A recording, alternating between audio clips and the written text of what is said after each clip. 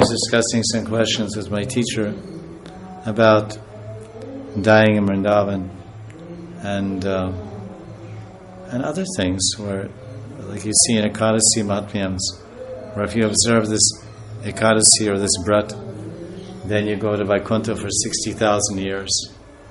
This is told in the Puranas. This is the Phal, Brata Phal. Yeah.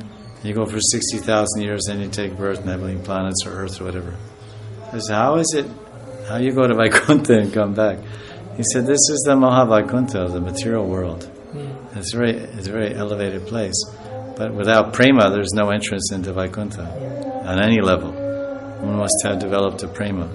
But by punya phal, one might have done tremendous punya and get that promotion as the Puranas are promising. I said, well, what about when it says dying in Vrindavan? If someone dies in Vrindavan, recently there one devotee died in Vrindavan, or maybe a couple, I think. Someone called me to mention that to me. He was known to me a little bit, and somehow they felt inspired to call me. His name was Nitai Das. He's an American person.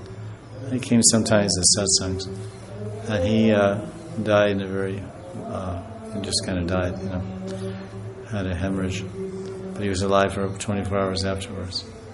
And I had kirtan, he left his body in a hospice. So so that of course everybody will be asking that question. It says you go to Goloka Vrindavan, so what does this mean? And then of course he's a Pandit, so he knows all these shastras. So I said, just means you go to Vaikuntha, or you go, what does it mean, you go to Goloka? And he said, there's several shlokas there, in Mathura Mahatmyam. But the one he quoted was, he said, Krishna speaking, that's Sri Krishna Vacha. And he says, Mam Alayam,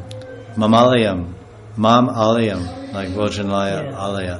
Alaya means my place, my abode, it's not really a place, it's the spiritual world is a level of, it's a plane, a state of consciousness. There's no, the spiritual world is never described as a grahan. It's not a planet. Goloka Vrindavan is not a planet. It's a realm. It's inconceivable to our limited intelligence, because we have all linear and time and spatial considerations. Because in the third canto, when Maitreya and Vidura were speaking, then Uddhava, Maitreya, Vidura, Uddhava, I forget who met whom or whatever, it's been a long time. But it says that Uddhava was in trance, and then when Vidura arrived there, I think Uddhava and Maitreya were meeting or whatever, and when Vidura came there, then they said, Uddhava, he's in meditation. So then it says, Uddhava came from that plane. Uddhava was in Dwarka. Uddhava was in Dwarka, and he came from Dwarka. And then he opened his eyes. So how is he came from Dwarka? Dwarka is in Gujarat, on the east coast of India, or west coast of India. And then this discussion went on in Haryana somewhere, in Gurugram or whatever. It's so like that in one tika. So they said he came from that level. It's like someone's having sport here, Lila Pravesh, and he comes back like Srinivasacharya, and he has all colors on him or something, because he came down from the Lila. So Uddhava came. It's described in the Sanskrit. He came from that plane. So Goloka is everywhere. So Krishna said Mamalayam. So Gurudev said, so it says in this verse that if someone's a murderer, he dies in a ditch, he dies in a bed, he's a murderer, he's this, that, he goes to Goloka Vrindavan, comes to me. How is it possible? And Gurudev said, yes, a very nice answer. He said, Krishna says Mamalayam, he comes to my abode, he will come to Vrindavan. This is a special benediction and mercy of Vrindavan. But when? So that he's dying here, because he died in Vrindavan, no matter what his state of consciousness was, he will go to Goloka Vrindavan. But what life? So he may suffer for so many lifetimes for the pop and sins that he committed while living in Vrindavan. And then again he'll get human life. Then he'll get Guru. And the Guru will tell him about Vrindavan, doing bhajan. And he'll come to Vrindavan. And then he'll develop Rag Marg, and then go to Asakti and Bhav and Prem. and then he'll die, and then he'll go to Goloka Vrindavan. He says, "This is how it works." He says, "It's like he's got the ticket." Now, because then I understanding what Gurudev said, so then I said, okay, so this same murderer or dacoit, if he died outside of Vrindavan, then he would also be punished next life, and so many lifetimes, and maybe just keep on his swabhav. His swabhav is to be dacoit, so this life after life will be eternally cast into damnation, like the Gita says. Yeah, just go further down the line and maybe never come back to even human form of life. So that's because he didn't die in Vrindavan.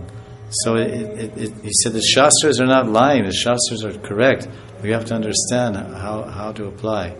So I said, yeah, that's why you need Guru to understand Shastra.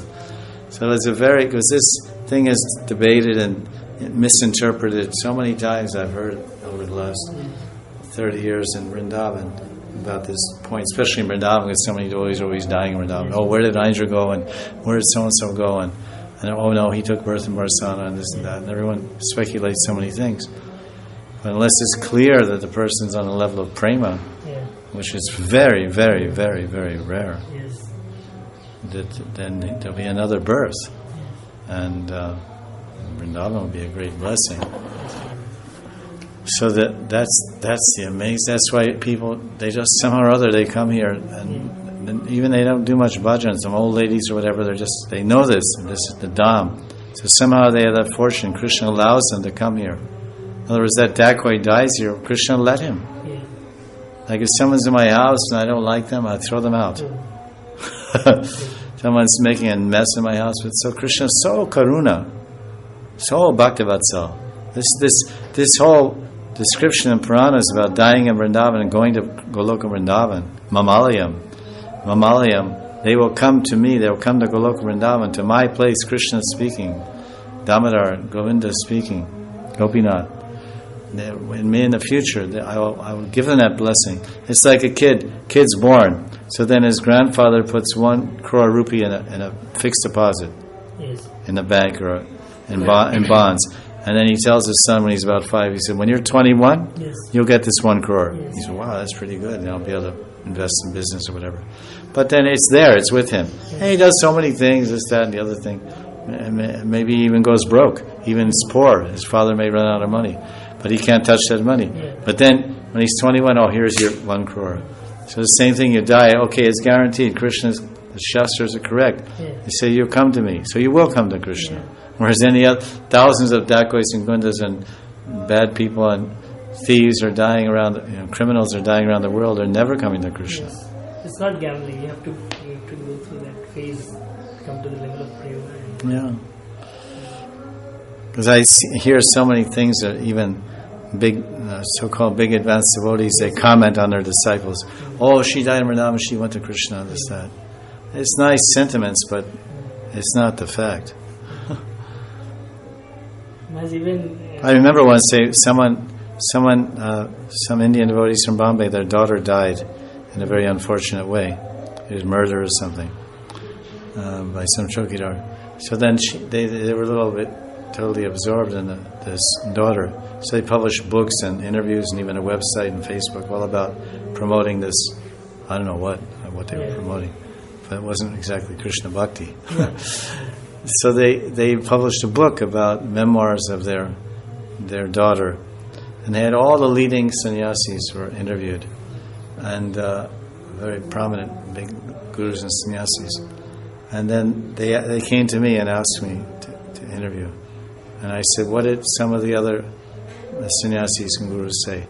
And they showed me, because they hadn't printed the book yet. And then they were all saying, oh, she went back, she was such a nice girl, and she was only 12, and she went back to Godhead, this, that, and she's a gopi. And I said, she was very fortunate and had a lot of sadhusanga. She didn't take diksha. She hadn't taken diksha. And she wasn't doing any bhajan, basically. She was just going to school, a nice person. I said, maybe all the blessings of sadhu, she took birth in Vrindavan, and then maybe she'll become a boy and she can continue her bhajan. And she's very lucky. I just said, and I was like the only one it said that, and out of all this. So he said, he was a little like offended. He said, but so and so. I said, I'm sorry, I don't see that in Shastra that support this conclusion. We should speak according to the Shastra. We ourselves are practicing Bhakti Bhajan, and are we on a level of Asakti or Bhav or Prem?